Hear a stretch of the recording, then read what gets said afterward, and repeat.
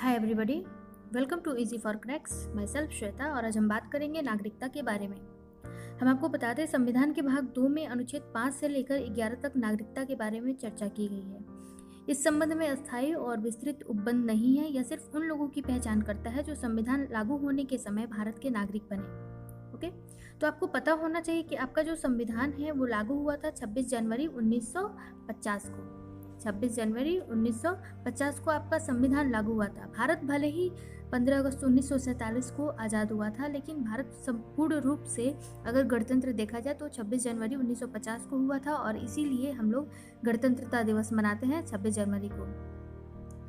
यहाँ पे संसद को यह अधिकार भी दिया गया है कि वो नागरिकता से संबंधित मामलों की व्यवस्था करने के लिए कानून बनाए और इस प्रकार संसद ने नागरिकता अधिनियम 1955 लागू किया, जिसका समय समय पर संशोधन भी किया जाता रहा है। तो इस तरह से अगर हम अनुच्छेद 5 की बात करें तो वहाँ पे दिया हुआ संविधान लागू होने के समय नागरिकता।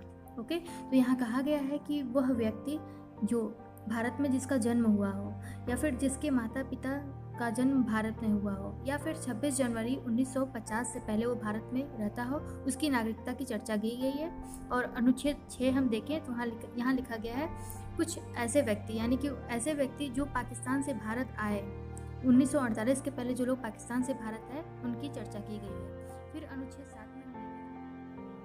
अनुच्छेद 7 में ऐसे व्यक्तियों की बात की गई है जो बंटवारे के समय भारत से पाकिस्तान के हैं लेकिन पुनः वो पाकिस्तान से भारत आए, उनके बारे में बताया गया है।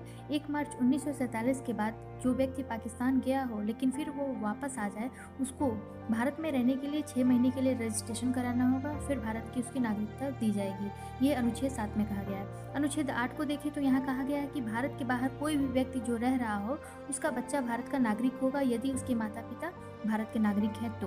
ओके, अनुच्छेद 9 में कहा गया है कि विदेशी नागरिकता लेने पर भारत की नागरिकता समाप्त कर दी जाएगी, यानी कि जो व्यक्ति अपनी इच्छा से किसी अदर कंट्री का नागरिकता ले रहा है, अदर कंट्री का सिटीजनशिप ले रहा है, तो उसको उसकी जो भारत की नागरिकता होगी उसको रद्द कर दी जाएगी। ओके, अनुच्छेद 10 में कहा जा रहा है, अनुच्छेद 10 में कहा गया है नागरिकता अधिकारों की निरंतरता, यानी कि नागरिकता भारत में रहने वाले किसी भी व्यक्ति की नागरिकता तब तक रद्द नहीं की जा सकती जब तक वो कोई अन्यथा गलत काम, देशद्रोह या गैर आधिकारिक कार्य न करे, तब तक उसकी नागरिकता समाप्त नहीं की जा सकती। अनुच्छेद 11 में कहा गया है संसद द्वारा कानून बनाकर नागरिकता अधिकारों का नियमन करना। तो आपको पता होना चाहिए संसद का गृह मंत्रालय है, वो कानून के बारे में जो भी नियम कानून होता है वो गृह मंत्रालय बनाता है। ओके, सो आई होप आपको ये इन्फॉर्मेशन अच्छी लगी हो तो प्लीज़ लाइक, शेयर और चैनल को सब्सक्राइब कर दीजिएगा।